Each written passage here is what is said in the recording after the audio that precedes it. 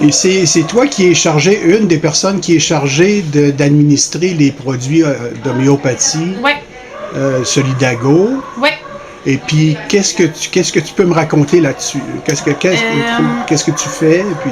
Ben dans le fond, je peux expliquer un peu pourquoi qu'on utilise certains produits. Le trauma qu'on utilise, on va beaucoup l'utiliser pour les animaux qui rentrent à la SPCA parce que on fait un peu référence à un peu une petite tisane. On dit tout le temps ça à nos clients quand ils veulent savoir pourquoi.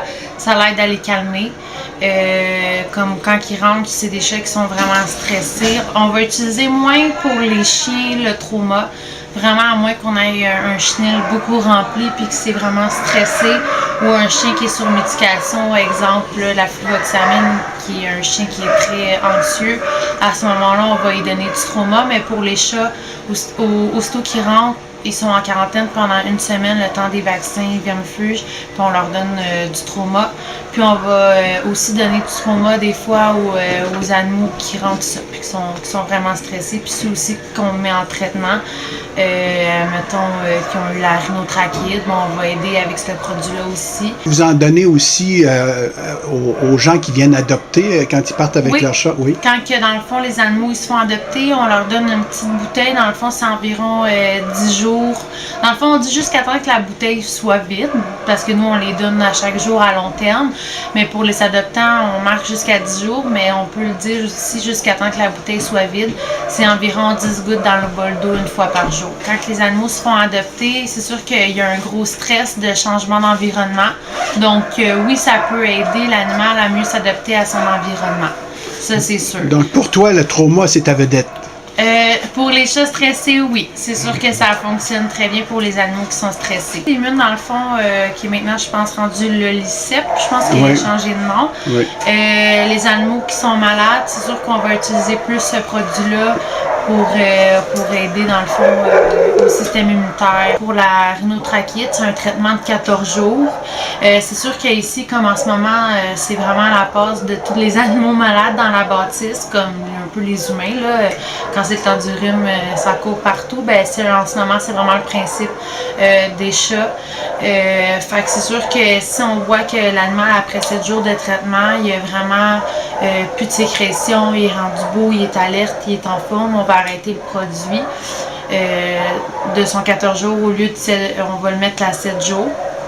Fait que c'est sûr que ça peut sauver du travail. Ça sauve du travail, oui. Puis en même temps, les animaux aussi, des fois, on leur économise un peu un 7 jours parce que s'ils sont déjà en pleine forme et n'ont plus aucune sécrétion, ils peuvent retourner à l'adoption parce qu'ils sont plus nécessairement contagieux. Il y en a qui ont le système immunitaire, des fois, on voit qu'ils commencent à tomber rhinotrachéite. Puis des fois, ils passent tout seuls au travers. Puis des fois, juste 7 jours de traitement, ça les aide. Puis fait que c'est ça. Fait que je pense beaucoup que l'immune, ça peut aider là, pour des animaux qui ont vraiment un système fort, que quand, admettons, qu'on commence à donner l'antibiotique puis l'immune, je pense que ça aide beaucoup. La teigne, c'est sûr qu'on va vraiment plus saler. Ben là, c'est sûr qu'il y a des produits, nous, on va vraiment aller dans la base. C'est beaucoup immune et trauma, mais il y en a plus aussi. Il y a le respire, il y a le olipoil. Ça va être vraiment la vétérinaire à ce moment-là qui va voir qu'est-ce qu'elle a mieux utiliser, mais habituellement, on va souvent utiliser l'immune pour aider. Puis plus pour le système immunitaire parce que c'est là que ça part dans le fond quand on veut régler un problème de santé. Chaque jour de ma vie, j'arrive à 8 heures, je commence à faire les cages, donner les traitements, mettre les produits dans l'eau. Puis c'est ça, de 8 à midi, c'est ce qu'on fait. C'est utile, ouais, ça aide beaucoup là. Il y a plusieurs aspects comme les chats qui partent, les chats qui arrivent, les chats qui sont malades, aussi les animaux qui sont dans l'adoption. D'utiliser les produits, ça va vraiment aider aussi à calmer les animaux. Puis pour faciliter aussi l'adoption, si les animaux sont stressés, on s'est entendu que les personnes qui voient le chat dans le fond de sa cage puis qui est stressé, ça donne pas vraiment le goût de l'adopter. Et puis aussi pour les retours. Oui, puis les retours, ouais, c'est ça. Pour les animaux qui partent puis qui partent avec leur petite bouteille de trauma. Chaque département, il y a ses produits.